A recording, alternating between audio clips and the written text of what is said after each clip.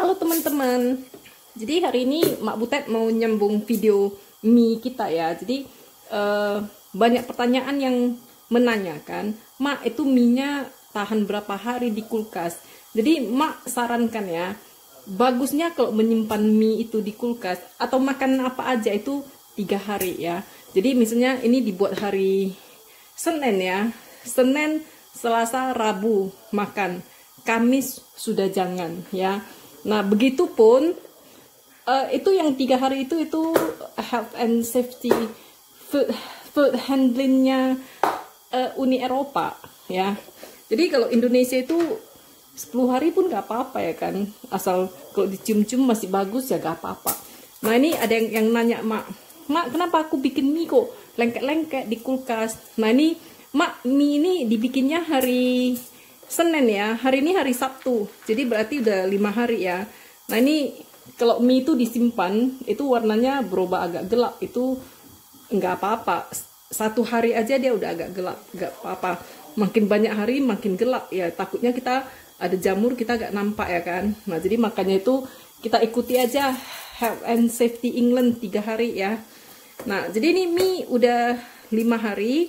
Nah caranya supaya mie itu disimpan, dia tidak lengket satu sama lain. Nah ini Mak mau demokan ya.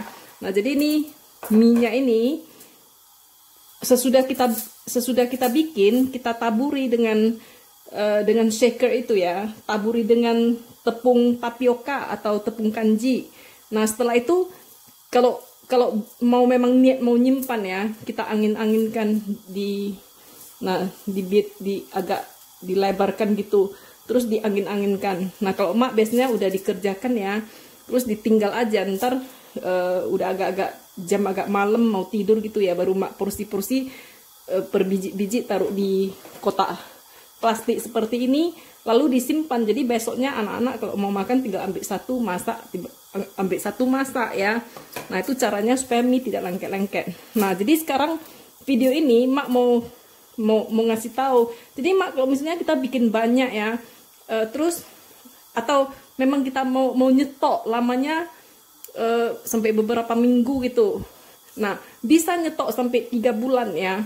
Tapi syaratnya Mak kalau mau nyetok taruh di freezer, Mak sukanya bahannya itu. Mak kan di kotak deskripsi di video membuat mie itu ada banyak resep, ada banyak alternatif ya. Jadi alternatif yang paling bagus itu semuanya pakai telur, putih telur, campur kuning telur, suka hati ya. Pokoknya telur dan tepungnya terigu semua untuk adonan minyak ya.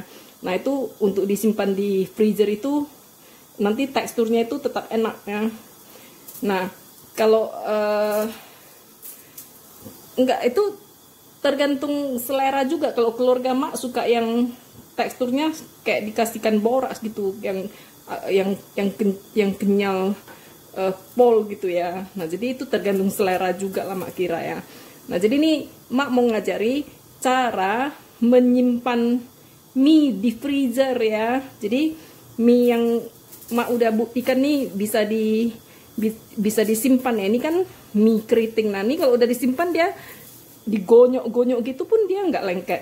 Kayak orang tukang mie itu kan mie-nya udah dari supplier itu udah beberapa hari ya. Pas dia mau masak mie kan dia gonyok-gonyok juga gitu. Ada yang itu. Nah habis itu baru dilepas, nggak apa-apa lepas dia nggak nyatu-nyatu. Jadi ini kita rebus dulu. Habis itu baru kita masukkan ke freezer ya.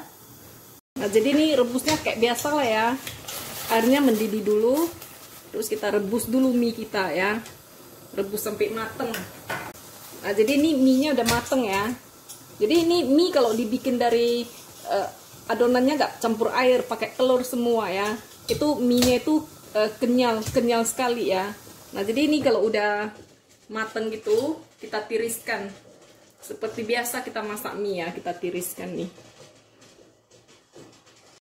Nah setelah itu ya, kita sediakan satu mangkok, kita kasih minyak ya.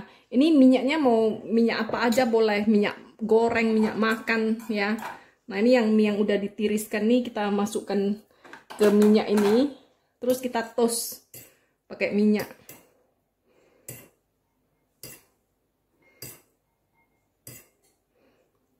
Jadi pastikan minyaknya cukup ya, jangan nanti gak cukup pula. Nah ini kita toast dan kita biarkan dingin. Nampak jelas ya. Nah jadi di sini juga menjawab pertanyaan, ada yang nanya, Mak, minyak habis dimasak jadi tetap keriting nggak? Inilah dia, ini keriting apa enggak nih? Kayak ginilah dia ya. Tapi ya logikanya masa pula mie keriting habis dimasak jadi mie rebonding ya kan? Nah kita tunggu dingin dulu. Ini mie yang mau kita simpan di freezer ya, mau kita bekukan jadikan es ya.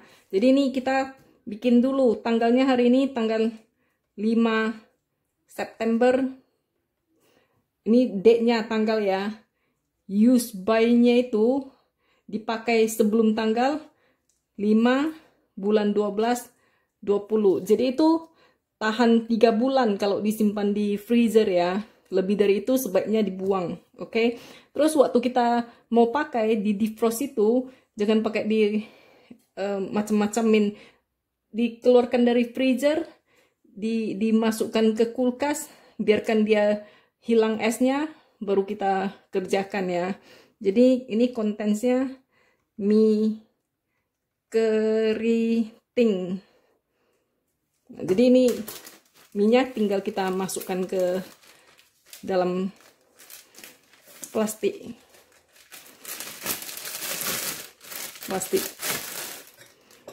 apa aja lah pokoknya yang itu loh yang food grade ya, yang bisa untuk makanan, yang boleh untuk makanan. Nah ini tinggal dimasukin aja ke plastik ya.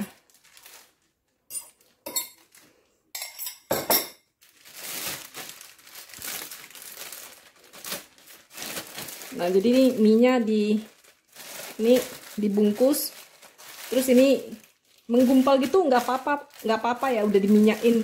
Kita masukkan ke freezer, jadi ada tanggalnya, ada namanya, kita tahu isinya apa ya.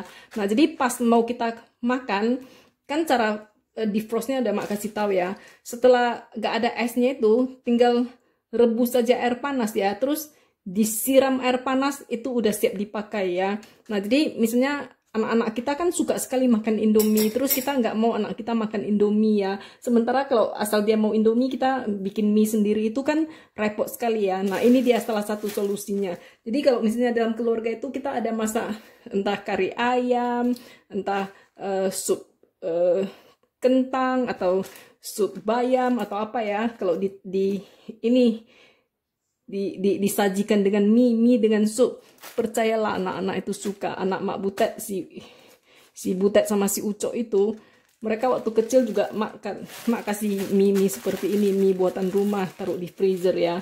Nah jadi berikutnya itu ada yang nanya, Mak, mie pangsit buatan sendiri bisa dibikin mie goreng nggak? Bisa, ntar Mak bikinkan videonya ya.